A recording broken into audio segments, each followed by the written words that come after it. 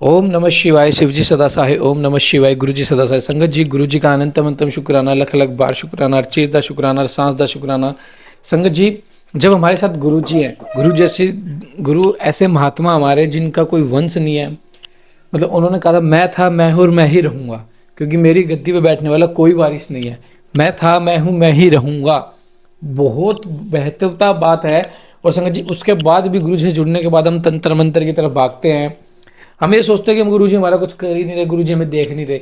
लेकिन ये नहीं पता गुरुजी जो देंगे ना वो परमानेंट खुशी देते हैं।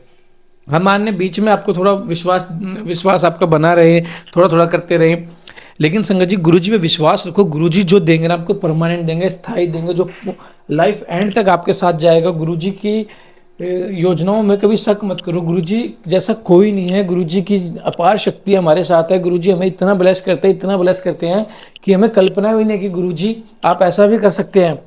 संगत जी, एक ऐसा चमत्कार मेरे जीवन में हुआ, मैं आपको शेयर करता हूँ। गुरुजी का बहुत प्यारा शुक्राना, बहुत प्यारा प्यारा शुक्राना संगत जी। कि संगत जी, एक बार की बात है, मैं बहुत ज़्यादा परेशान था, बहुत ज़्यादा परेशान था कि मैं कोसने लग गया अपने आप को कि मेरा कोई साथ नहीं देता, ये नहीं देता, वो नहीं देता। उसी टाइम गुरुजी का मैसेज आता है उससे रिलेटेड कि तेरे साथ मैं हूँ ना, और तुझे क्या चाहिए। संगत जी, कितना प्यारी, देखो हम जो सोचते हैं गुरुजी हमारे साथ करते हैं गुरुजी संगत जी जो हमारी दुविधा होती है उसको सपने की दुनिया में कटवा देते हैं। संगत जी, हाल ही में मेरी मेरे मैनेजर से बिल्कुल भी नहीं बन रही थी जहाँ मैं जॉब करता हूँ। मतलब इतनी ज़्यादा लड़ाई हो गई थी कि मारा पीटी तक बात आ गई थी कि या तो मैं उसको स्नैप मतलब चाटा मारने वाला था या वो मुझे मारने वाला था। मतलब इतनी ज़्यादा हाथापाई तक बात पहुँच गई थी कि दोनों एक दूसरे को पीटने वाले थे।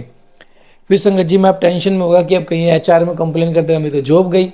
फिर संगत जी मुझे सपने में गुरुजी जैसे उनके साथ मेरी सेटलमेंट करवा रहे हैं एक जगह बैठा के। और अगले दिन मैं गया तो मैनेजर बोला कि सॉरी अंकित, मुझे आपसे चिल्ला के बात नहीं करनी थी। फिर मैंने भी बोला सॉरी सर, मुझे भी आपसे चिल्ला के बात नहीं करनी थी। तो संगत जी देखो, गुरुजी ने कितने प्यारे वे में वो सुलझा दिया। और हाल ही में देखो, उसी उसी उसी दिन दो अदर मैनेजर्स की आपस में लड़ाई हुई थी, जिसमें से एक मैनेजर ने रिकॉर्डिंग करके एचआर में भेज दी और दूसरे मैनेजर को रिजाइन देना पड़ गया। लेकिन हमारे बीच ऐसा कुछ नहीं हुआ। क्यों नहीं हुआ? हमारे गुरुजी की वजह से। और फिर जब मैं घर आया ना संगत जी, मैंने गुरुजी का स्वरूप देखा। ये देखो, ये लोकेट स्वरूप था, मैंने पहन रखा था, ये टूटा हुआ था।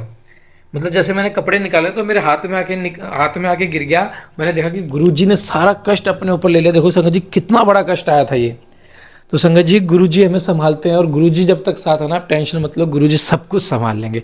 बस आप गुरुजी की सेवा को स्वीकार करो, पाठ को एंड तक सुने, प्यारा सा कमेंट करें, जय गुरुजी, शुक्राना गुरुजी, जय गुरुजी। जय गुरु जी। वर्णाश्रम धर्म तथा नारी धर्म का वर्णन, शिव के भजन चिंतन एवं ज्ञान की महत्ता का प्रतिपादन। महादेव कहते हैं कि देवेश्वरी, अब मैं अधिकारी विद्वान एवं श्रेष्ठ ब्राह्मण भक्तों के लिए संक्षेप से वर्ण धर्म का वर्णन करता हूँ। तीनों काल स्नान, अग्निहोत्र विधिवत, शिवलिंग पूजन, दान, ईश्वर प्रेम सदा और सर्वत्र दया, सत्य भाषण, संतोष, आस्तिकता, किसी भी जीव की हिंसा न करना, लज्जा, श्रद्धा, अध्ययन, योग, निरंतर अध्यापन, व्याख्यान, ब्रह्मचर्य, उपदेश, श्रवण, तपस्या, अक्षमा, शोच, शिखा धारण, यज्ञोपवीत धारण, पगड़ी धारण करना, दुपट्टा लगाना, निषिद्ध वस्तु का सेवन न करना, रुद्राक्ष की माला पहनना, प्रत्येक पूर्व में विशेषतः चतुर्दशी को शिव की पूजा करना, ब्रह्मकूच का पान, प्रत्येक मास में ब्रह्मकूच से कुर्च से विधि पूर्वक मुझे नहलाकर मेरा विशेष रूप से पूजन करना, संपूर्ण क्रियान का त्याग, श्रद्धान अन्न का परित्याग, बासी अन्न तथा विशेषतः यावक, कुल्थी या बोरो धान का त्याग, मद और मद की गंध का त्याग, शिव को निवेदित चंडेश्वर के भाग नैवेद्य का त्याग, ये सभी वर्णों के सामान्य धर्म हैं। ब्राह्मणों के लिए विशेष धर्म ये हैं: अक्षमा, शांति, संतोष, सत्य, अस्तेय, ब्रह्मचर्य, शिव ज्ञान, वैराग्य, भस्म सेवन और सब प्रकार की आसक्तियों से निवृत्ति। इन 10 धर्मों को ब्राह्मणों का विशेष धर्म कहा गया है। अब योगियों के लक्षण बताए जाते हैं। दिन में भिक्षान भोजन उनका विशेष धर्म है। यह वानप्रस्थ आश्रम वालों के लिए भी उनके समान ही अभिष्ट है। इन सबको और ब्रह्मचारियों को भी रात में भोजन नहीं करना चाहिए। पढ़ना, यज्ञ कराना और दान लेना, इनका विधान मैंने विशेषतः अक्षत्रिय और वैश्य के लिए नहीं किया है। मेरे आश्रम में रहने वाले राजाओं तथा क्षत्रियों के लिए थोड़े में धर्म का संग्रह इस प्रकार है: सब वर्णों की रक्षा, युद्ध में शत्रुओं का वध, दुष्ट पक्षियों, मृगों तथा दुराचारी मनुष्यों का दमन करना, सब लोगों पर विश्वास न करना, केवल शिव योगियों पर ही विश्वास रखना, ऋतु काल में ही स्त्री संसर्ग करना, सेना का संरक्षण, गुप्तचर भेजकर लोक में घटित होने वाले समाचारों को जानना, सदा अस्त्र धारण करना तथा भस्म या कंचुक धारण करना, गोरक्षा, वाणिज्य और कृषि, ये वैश्य के धर्म बताए गए हैं। शूद्रेतर वर्णों, ब्राह्मण, क्षत्रिय और वैश्यों की सेवा शूद्र का धर्म कहा गया है। बाग लगाना, मेरे तीर्थों की यात्रा करना तथा अपने धर्मपत्नी के साथ ही समागम करना गृहस्थ के लिए विहित धर्म है। वनवासियों, यतियों और ब्रह्मचारियों के लिए ब्रह्मचर्य का पालन मुख्य धर्म है। स्त्रियों के लिए पति की सेवा ही सनातन धर्म है, दूसरा नहीं। कल्याणी, यदि पति की आज्ञा हो तो नारी मेरा भी पूजन कर सकती है। जो स्त्री पति की सेवा छोड़कर व्रत में तत्पर होती है वह नरक में जाती है। इस विषय में विचार करने की आवश्यकता नहीं है।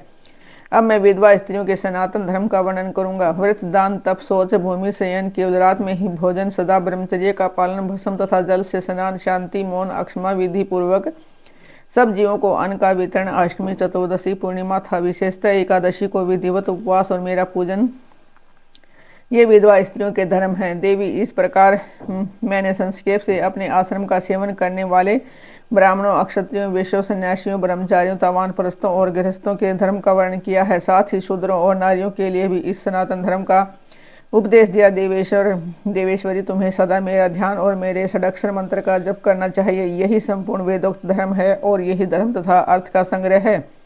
लोक में जो मनुष्य अपनी इच्छा से ही मेरे विग्रह की सेवा का व्रत धारण किए हुए है, पूर्व जन्म की सेवा के संस्कार से युक्त होने के कारण भावातिरेक से संपन्न है, वे स्त्री आदि विषयों में अनुरुक्त हो या विरक्त पापों से उसी प्रकार लिप्त नहीं होते जैसे जल से कमल का पत्ता मेरे प्रसाद से विशुद्ध हुए। उन विवेक की पुरुषों को मेरे स्वरूप का ज्ञान हो जाता है, फिर उनके लिए कर्तव्य का विधि निषेध नहीं रह जाता। समाधि तथा शरणागति भी आवश्यक नहीं रहती।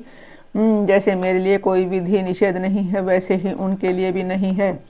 मैं परिपूर्ण होने के कारण जैसे मेरे लिए कुछ साधन नहीं है, उसी प्रकार उन कृत योगी ज्ञान योगियों के लिए भी कोई कर्तव्य नहीं रह जाता। वे मेरे भक्तों के हित के लिए मानव भाव का आश्रय लेकर भूतल पर स्थित हैं। उन्हें रुद्रलोक से परिभ्रष्ट रुद्र ही समझना चाहिए, इसमें संशय नहीं है। जैसे मेरी आज्ञा ब्रह्मा आदि देवताओं को कार्य में प्रवृत्त करने वाली है, उसी प्रकार उन शिव योगियों की आज्ञा भी अन्य मनुष्यों को कर्तव्य कर्म में लगाने वाली है। वे मेरी आज्ञा के आधार हैं, उनमें अतिशय सद्भाव भी हैं, इसलिए उनका दर्शन करने मात्र से सब पापों का नाश हो जाता है तथा प्रस्तुत फल की प्राप्ति हो सूचित करने वाले विश्वास की भी वृद्धि होती है। जिन पुरुषों का मुझ में अनुराग है उन्हें इन बातों का विज्ञान हो जाता है जो पहले कभी उनके देखने, सुनने या अनुभव में नहीं आई होती। उनमें अकस्मात कंप, स्वेद, स्वरूपात, कंठ में सर्वविकार तथा आनंद आदि भावों का बारंबार उदय होने लगता है। ये सब लक्षण उनमें कभी एक एक करके अलग अलग प्रकट होते हैं और कभी संपूर्ण भावों का एक साथ उदय होने लगता है। कभी विलग्न होने वाले इन मंद, मध्यम और उत्तम भावों द्वारा उन श्रेष्ठ सत्पुरुषों की पहचान करनी चाहिए। जैसे जब लोहा आग में तपकर लाल हो जाता है तब केवल लोहा नहीं रह जाता, उसी तरह मेरा सानिध्य प्राप्त होने से वे केवल मनुष्य नहीं रह जाते, मेरा स्वरूप हो जाते हैं। हाथ पैर आदि के साधर्म से मानव शरीर धारण करने पर भी वे वास्तव में रुद्र हैं।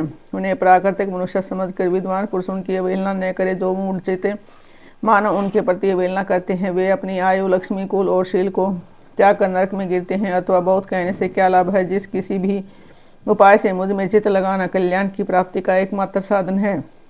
अपमन्यु कहते हैं कि इस प्रकार महात्मा श्री कंठनाथ शिव ने तीनों लोकों के हित के लिए ज्ञान के सारभूत अर्थ का संग्रह प्रकट किया है।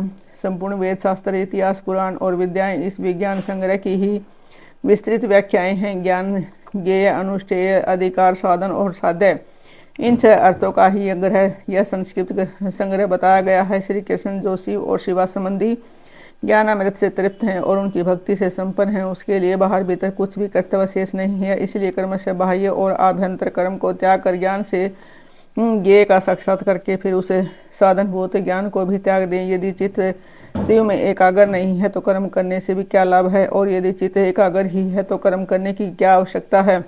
अतः बाहर और भीतर के कर्म करके न करके जिस किसी भी उपाय से भगवान शिव में चित्त लगाएं, जिनका चित्त भगवान शिव में लगा उनकी बुद्धि सुस्थिर है, ऐसे सत्पुरुषों को इहलोक और परलोक में भी सर्वत्र परमानंद की प्राप्ति होती है। यहाँ ओम नमः शिवाय इस मंत्र से सब सिद्धियां सुलभ होती हैं। अतः परावर विभूति, उत्तम मध्यम ऐश्वर्य की प्राप्ति के लिए इस मंत्र का ज्ञान प्राप्त करना चाहिए। पंचाक्षर मंत्र के महात्म्य का वर्णन। श्री कृष्ण बोले, सर्वत्र पर महर्षि परवर, आप संपूर्ण ज्ञान के महासागर हैं। अब मैं आपके मुख से पंचाक्षर मंत्र के महात्म्य का तत्वत वर्णन सुनना चाहता हूँ। उपमन्यु ने कहा कि देवकी नंदन, पंचाक्षर मंत्र के महात्मा का विस्तार पूर्वक वर्णन तो 100 करोड़ वर्षों में भी नहीं किया जा सकता, अतः संक्षेप से इसकी महिमा सुनो। वेद में तथा सेवागम में दोनों जगह यह षडक्षर मंत्र समस्त विषय भक्तों के संपूर्ण अर्थ का साधक कहा गया है। इस मंत्र में अक्षर तो थोड़े ही हैं, परंतु महान अर्थ से संपन्न है। यह वेद का सार अतः मोक्ष देने वाला है, शिव की आज्ञा से सिद्ध है, संदेह शून्य है तथा शिव स्वरूप वाक्य है। यह नाना प्रकार की सिद्धियों से युक्त दिव्य लोगों के मन को प्रसन्न एवं निर्मल करने वाला है। सुनिश्चित अर्थ वाला अथवा निश्चय ही मनोरथ को पूर्ण करने वाला परमेश्वर का गंभीर वचन है। इस मंत्र का मुख से सुखपूर्वक उच्चारण होता है।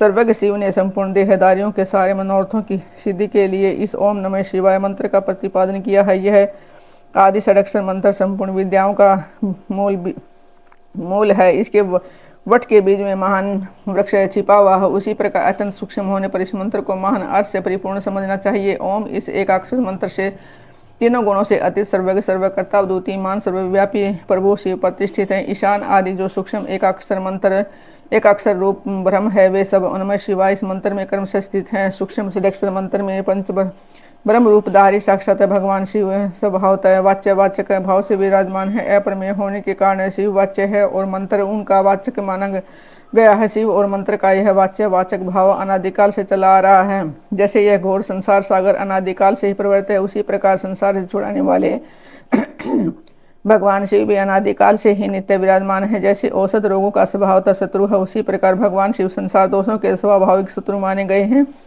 यदि यह भगवान विश्वनाथ ने होते तो यह जगत अंधकारमय हो जाता, क्योंकि प्रकृति जड़ और जीवात्मा अज्ञानी, इसे इन्हें प्रकाश देने वाला परमात्मा ही है। प्रकृति से लेकर परमाणु पर्यंत जो कुछ भी जड़ रूप तत्व वह किसी बुद्धिमान कारण के बिना स्वयं करता नहीं देखा गया है। जीवों के लिए धर्म करने और अधर्म से बचने का उपदेश दिया जाता है। उनके बंधन और मोक्ष भी देखे जाते हैं। अतः विचार करने से सर्वज्ञ परमात्मा शिव के बिना प्राणियों के आदि सर्ग की सिद्धि नहीं होती। जैसे रोगी वैद्य के बिना सुख से रहित हो क्लेश उठाते हैं, उसी प्रकार सर्वज्ञ शिव का आश्रय लेने से संसारी जीव नाना प्रकार के क्लेश भोगते हैं।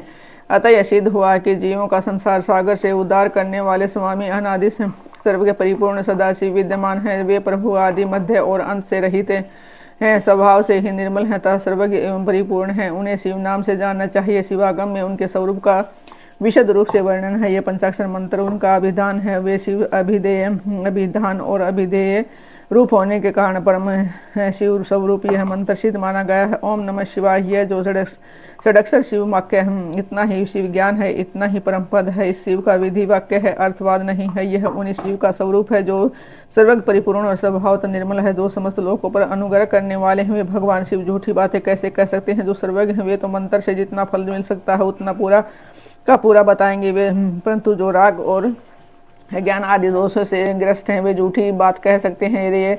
वे राग और अज्ञान आदि दोष ईश्वर में नहीं हैं, अतः ईश्वर कैसे झूठ बोल सकते हैं जिनका संपूर्ण दोषों से कभी परिचय ही नहीं हुआ। सर्वज्ञ शिव ने जिस निर्मल वाक्य पंचाक्षर मंत्र का प्रणयन किया है वह प्रमाणभूत है, इसमें संशय नहीं है। इसलिए विद्वान पुरुष को चाहिए कि वह ईश्वर के वचनों पर श्रद्धा करे। यथार्थ पुण्य पाप के विषय में ईश्वर के वचनों पर श्रद्धा न करने वाला पुरुष नरक में जाता है। शांत स्वभाव वाले श्रेष्ठ मुनियों ने सर्वज्ञ और मोक्ष सिद्धि के लिए जो सुंदर बात कही है उसे सुभाषित समझना चाहिए। जो वाक्य राग द्वेष असत्य काम क्रोध और तृष्णा का अनुसरण करने वाला हो वह नरक का हेतु होने के कारण दुर्भाषित कहलाता है। अविद्या एवं राग से युक्त वाक्य जन्म मरण रूप संसार क्लेश की प्राप्ति में कारण होता है। अतः वह कोमल ललित अथवा संस्कृत हो तो भी उसे क्या लाभ जिसे सुनकर कल्याण की प्राप्ति होता। राग आदि दोषों का नाश हो जाए। वह वाक्य सुंदर शब्दावली से युक्त न हो तो भी शोभन तथा समझने योग्य है। मंत्रों की संख्या बहुत होने पर भी जिस विमल षडक्षर मंत्र का निर्माण सर्वज्ञ शिव ने किया है उनके समान कोई दूसरा मंत्र नहीं है। षडक्षर मंत्र में 6 अंगों सहित संपूर्ण वेद और शास्त्र विद्यमान है, अतः उसके समान दूसरा कोई मंत्र है कहीं नहीं है। 7 करोड़ महामंत्रों और अनेक उपमंत्रों से षडक्षर मंत्र उसी प्रकार भिन्न है जैसे व्यक्ति से सूत्र जितने शिव ज्ञान है और जो विद्यास्थान है उन सब षडक्षर मंत्र रूपी सूत्र के संस्कृत भाष्य हैं। जिसके हृदय में ओम नमः शिवाय षडक्षर मंत्र प्रतिष्ठित है उसे दूसरे बहुसंख्यक मंत्रों तथा अनेक विस्तृत शास्त्रों से क्या प्रयोजन है। जिसने ओम नमः शिवाय मंत्र का जब दृढ़ता पूर्वक अपना लिया है, उसने संपूर्ण शास्त्र पढ़ लिया और समस्त शुभ कृत्यों का अनुष्ठान पूरा कर लिया। आदि में नमः पद से युक्त शिवाय, ये 3 अक्षर जिसकी जीवा के अग्रभाग में विद्यमान है, उसका जीवन सफल हो गया। पंचाक्षर मंत्र के जप में लगा हुआ पुरुष यदि पंडित मूर्ख है, अत्यंत अधम भी हो, तो पाप पंजर से मुक्त हो जाता है। जय गुरु जी, शुक्राना गुरु जी। संगत जी, गुरु जी का अनंतम शुक्राना। संगत जी, मैं आपको एक बहुत प्यारा मैसेज देना चाहूंगा, आप जरूर लेना, पाठ को एंड तक जरूर सुने। जय गुरु जी, शुक्राना गुरु जी। ओम नमः शिवाय, शिव जी सदा सहाय। ओम नमः शिवाय, गुरु जी सदा सहाय। जय गुरु जी।